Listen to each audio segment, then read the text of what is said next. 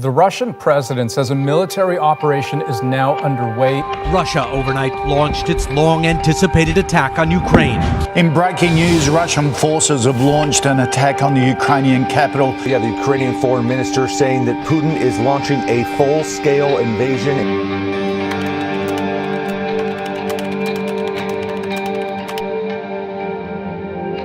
For months, President Vladimir Putin denied that he planned to invade Ukraine.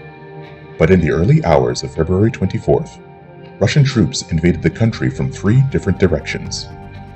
Why has President Putin begun such a brutal attack? And what could this possibly have to do with Bible teaching?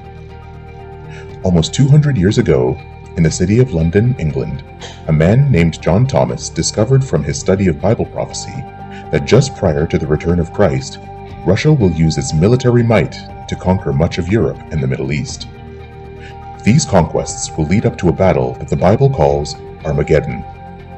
This is a very important battle because during that battle, Jesus Christ will return to the earth to save his people.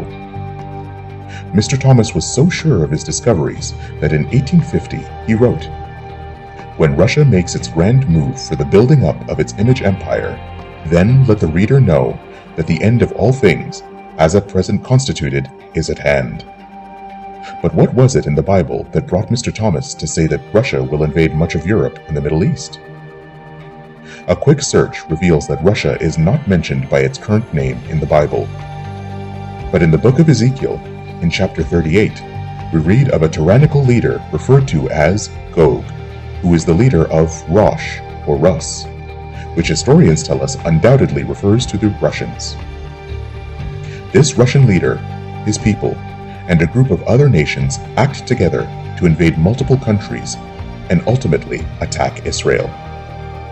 What is particularly interesting to us is that one of those nations with Russia is Magog. Magog refers to the nation that inhabits the area north of the Black Sea. That nation is no longer known as Magog. It is known today as Ukraine, and that makes things very interesting for us. It would be necessary, therefore, that Russia and Ukraine become confederate together, whether that be by alliance or by an invasion and subsequent expansion of Russia into the area of ancient Magog.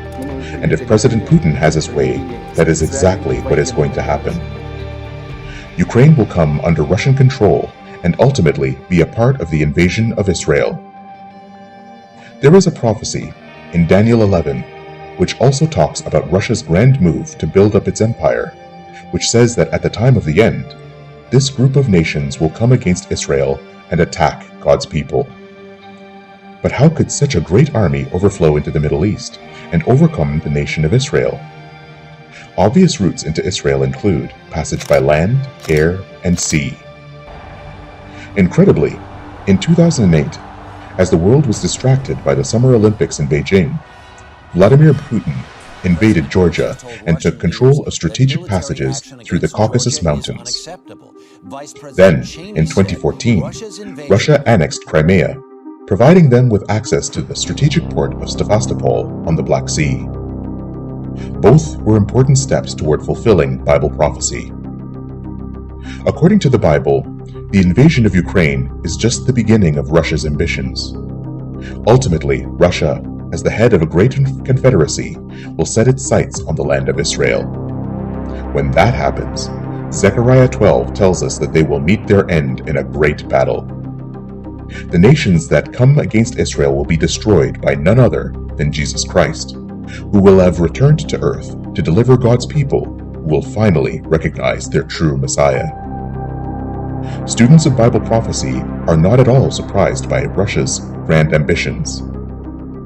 The expansion of their empire into Ukraine is just one of many signs that point to the soon return of Jesus Christ.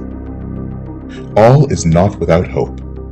Though we currently see men at war, nations ruled by greed, poverty and famines, inequality and sickness, all these things will be done away forever and ever when Jesus comes again.